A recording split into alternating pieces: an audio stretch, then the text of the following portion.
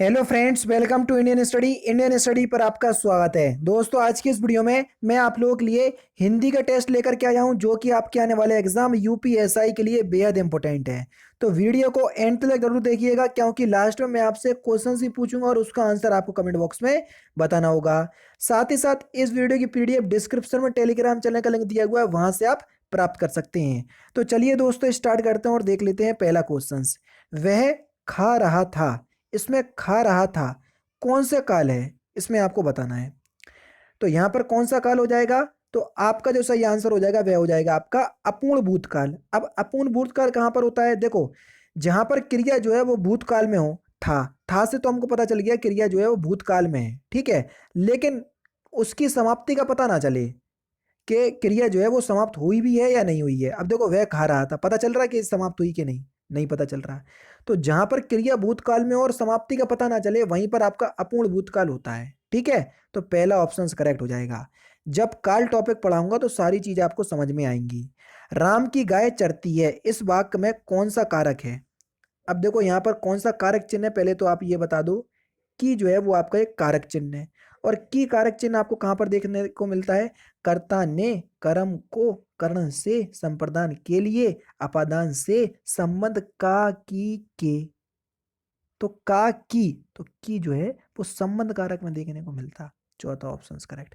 नहीं पता कारक क्या होते हैं भैया, रिवीजन क्लास में यही वाला टॉपिक चल रहा है, कारक। आओ, जो सवा एक पे क्लास होती है, सारी क्लास के लिंक डिस्क्रिप्शन में है। एक बार आओ तो अनअकैडमी पे, कितने उससे बुला करके मैं आपको रह जाता हूं, लेकिन क्या समझाऊं मैं आपको। वर्गों का, वाक्यों का वर्गीकरण मुख्यतः कितने प्रकार से होता है, वाक्य टॉपिक पूरा पढ़ा चुका हूं। और वाक्यों का जो वर्गीकरण है वो कितने प्रकार से होता है, तो सही आंसर हो जाएगा आपका दो प्रकार से।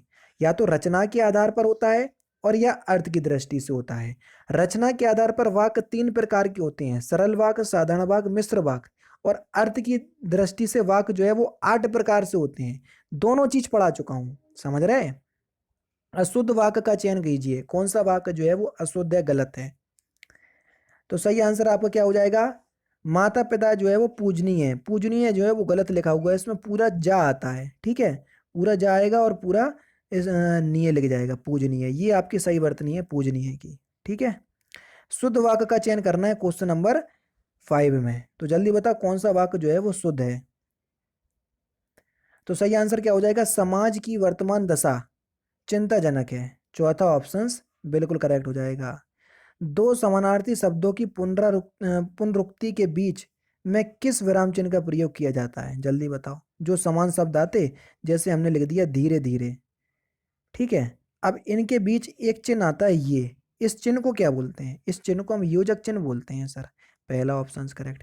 ज्ञानपीठ पुरस्कार किस भाषा से संबंधित है, तो किस क्षेत्र में दिया जाता है। तो ज्ञानपीठ पुरस्कार जो है वो भारतीय संविधान की जो 8वीं अनुसूची है, उसमें जितनी भी भाषाएं, 22 भाषा शामिल हैं, उन सभी के क्षेत्र में दिया जाता है। तीसरा ऑप्शन करेक्ट।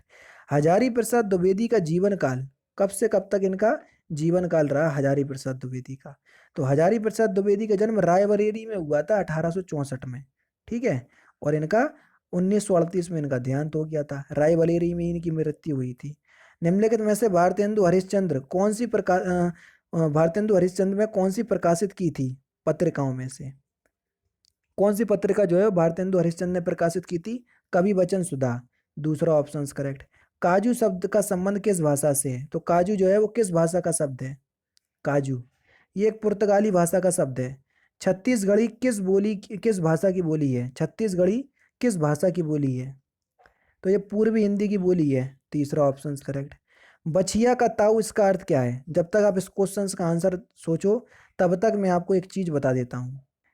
मैं डेली बेसिस पे अनअकैडमी पर सुबह 9:30 से क्लास स्टार्ट करता हूँ, एक क्लास 11 बजे चलती है। एक बार मेरी क्लास में आओ, बहुत ये समझ लो, अपने दिल से चाह रहा हूँ कि आप लोग क्लास में आओ, क्योंकि वहां पर बहुत खतरनाक तरीके से क्वालिटी कंटेंट प्रोवाइड करवाया जा रहा है यूपीएसआई का। आप लोगों को ऐसा लगता है कि ये फ्री स्पेशल क्लास है, पता नहीं कैसे पढ़ा रहे होंगे। 50 बार आपको हर बार यही बोलता हूँ कि आप एक बार क्लास में आकर के देखो सर। अगर आपको क्लास पसंद नहीं आए तो डिसलाइक करके आ जाना, लेकिन एक बार मेरे कहने से क्लास तक जरूर आओ, क्योंकि वहां पर बहुत खतरनाक तरीके से क्वालिटी कंटेंट आपको प्रोवाइड करवाया जा रहा है यूपीएसआई के लिए। क्लास का लिंक डिस्क्रिप्शन में मिल जाएगा। अगर आप लिंक से नहीं पहुंच पा रहे हैं तो आपको क्या करना है वो मैं आपको बता दे रहा हूं। आप लोगों को सबसे ज़्यादा दिक्कत हो रही है मेरी स्पेशल क्लास लेने पे, जो रोज़ सुबह 11 बजे चलती है। आप जैसे ही अनअकैडमी पर अपना अकाउंट बनाएंगे तो आपके सामने ये विंडो खुल करके आएगी, तो आपको UP triple S C search करना है। यूपी ट्रिपल एस सी या स्टेट पीसीएस में आपको ये यूपी ट्रिपल एस सी देखने को मिल जाएगा। तो हमने ये देखो ये मिल गया यूपी ट्रिपल एस सी, तो हमने इसको सिलेक्ट किया। सिलेक्ट करने के बाद हमने हिंदी को जो है वो सिलेक्ट कर लिया, हमको हिंदी मीडियम से पढ़ना है। आगे की जो आपकी प्रोसेसिंग है वो यहाँ पर हो जाएगी और आपको यहाँ पर यूपी ट्रिपल एस सी लिख करके आ जाएगा। देखो ये लिख करके आ गया यूपी ट्रिपल एस सी। अब UP triple S C category में आपको कुछ नहीं करना, आपको जाना है ये सर्च पे और यहाँ पर आपको मेरा नाम सर्च करना है। मेरा नाम है तारिक सरवर, TARIQ, तारिक सरवर, ये मेरा नाम है। तो देखो मैं आपको वहां पर दिख जाऊंगा, ये दिख गया मैं, ठीक है। यहाँ पर जैसे ही आप करोगे तो आपके सामने इसको आप क्लिक करोगे तो मेरी सारी क्लासेस आपके सामने आ जाएंगी, जो आगामी क्लास होंगी वो भी आ जाएंगी। देखो ये सारी क्लासेस आ गई। अभी हाल ही में क्लास लेकर के हटा हूँ 37 मिनट पहले। तो आपको मेरी क्लास देखना है, सपोज करो यही वाली क्लास देखना है, तो मैंने क्लिक किया। तो अब क्या करना पड़ेगा सर, आपको क्लास अनलॉक करना पड़ेगी। जैसे ही मैंने आपको क्लास में किया तो अनलॉक कोड आपको मांगा है। तो अनलॉक कोड है आपका इंडियन स्टडी, जो कि हमारे चैनल का नाम है इंडियन स्टडी, कहीं भी कोई भी स्पेस नहीं है ये है। और इसको हमने अनलॉक कर दिया। अब आपके सामने क्लास अनलॉक हो गई। आराम से आप क्लास का लुफ्त उठाइए और डेली बेसिस पे आपके पास नोटिफिकेशन भी पहुंच जाया करेगी। अब आपको समझ में अभी आ गया होगा सब कुछ, ठीक है। अब मिलते हैं, जैसे भी आपकी क्लास होगी आप उस तरीके से देख लीजिएगा जैसा कि मैंने आपको बताया है। तो सोच लिया आपने बचिया का ताऊ इसका अर्थ क्या है? तो सही आंसर हो जाएगा अत्यधिक मूर्त व्यक्ति, तीसरा ऑप्शन करेक्ट है। गंगा का कौन सा पर्यायवाची नहीं है? जल्दी बताओ, क्वेश्चन नंबर 13। गंगा का तो सही आंसर क्या हो जाएगा? कालिंदी। कालिंदी जो है ये यमुना का पर्यायवाची शब्द है, ठीक है, गंगा का नहीं है। ब्रज भाषा का विकास किस अपभ्रंश से हुआ? Question number 14। ब्रज भाषा का विकास किस अपभ्रंश से हुआ? तो सौरसेनी अपभ्रंश से हुआ, पहला ऑप्शन करेक्ट। नेक्स्ट क्वेश्चन आपके सामने, आई वॉज ओवरजॉयड, इसका आपको अनुवाद करना है। हालांकि ऐसे क्वेश्चंस आते नहीं है, लेकिन आ गया तो सीख लो। मेरा दिल बाग बाग हो गया, तीसरा ऑप्शन करेक्ट। आएगा नहीं, ध्यान रखना। हिंदी दिवस कब मनाया जाता है? तो प्रत्येक वर्ष हम हिंदी दिवस कब मनाते हैं? 14 सितंबर को, तीसरा ऑप्शन करेक्ट। मुगल बादशाह शाहजहां ने किस कवि को महाकवि राय की उपाधि दी थी? तो किस कवि को दी थी? सुंदर को, चौथा ऑप्शन आपका बिल्कुल करेक्ट। सुंदर जो है ये ग्वालियर के ब्राह्मण थे और शाहजहां के दरबार में कविता सुनाया करते थे। वही मनुष्य है जो मनुष्य के लिए मरे, इस उपयोग पंक्ति में कौन सा अलंकार है? बेहतरीन क्वेश्चन है। वही मनुष्य है जो मनुष्य के लिए मरे, तो यहाँ पर आपका अनुप्रास अलंकार हो जाएगा, क्योंकि माँ शब्द की या वहाँ वर्ड की बार आवृत्ति है जो बार बार आ रहे हैं। हालांकि यहाँ पर एक और मानवीय अलंकार भी होगा। अलंकार का टॉपिक पढ़ोगे तो आपको समझ में आएगा, ठीक है। क्योंकि जब एक शब्द जो है वो एक से अधिक बार आए और उनके अर्थ समान हो तो वहाँ मानवीय अलंकार होता है, और अर्थ अलग अलग हो तो वहाँ यमक अलंकार होता है। सारी चीजें पता होंगी तभी जब क्लास देखोगे, वरना तो ऐसे ही देखते रहो वीडियो। पापा या पापी मनोज की भी आज मुख मुख से राम राम निकालते हैं, इस पंक्ति में अलंकार बताइए। पापी मनुज भी आज मुख से राम नाम निकालते हैं, तो यहाँ पर कौन सा अलंकार है? यहाँ पर दृष्टांत अलंकार है, पहला ऑप्शन करेक्ट। प्रत्यक्ष के द्वारा अप्रत्यक्ष का चमत्कार पूर्ण वर्णन किस अलंकार का लक्षण है? तो किस अलंकार का लक्षण है? तो सही आंसर हो जाएगा आपका अनुमान अलंकार, पहला ऑप्शन करेक्ट। तीन बेर खाती थी वो तीन बेर खाती है, तीन बेर यहाँ आया तीन बेर यहाँ आया, दोनों ही जगह अर्थ अलग अलग है, यमक अलंकार हो जाएगा। भारत के सम भारत है, कौन सा अलंकार है? भारत के सम भारत है, इसमें कौन सा अलंकार है? यहाँ पर आपका अन्वय अलंकार हो जाएगा, तीसरा ऑप्शन बिल्कुल क्या हो जाएगा सर? करेक्ट हो जाएगा, ठीक है।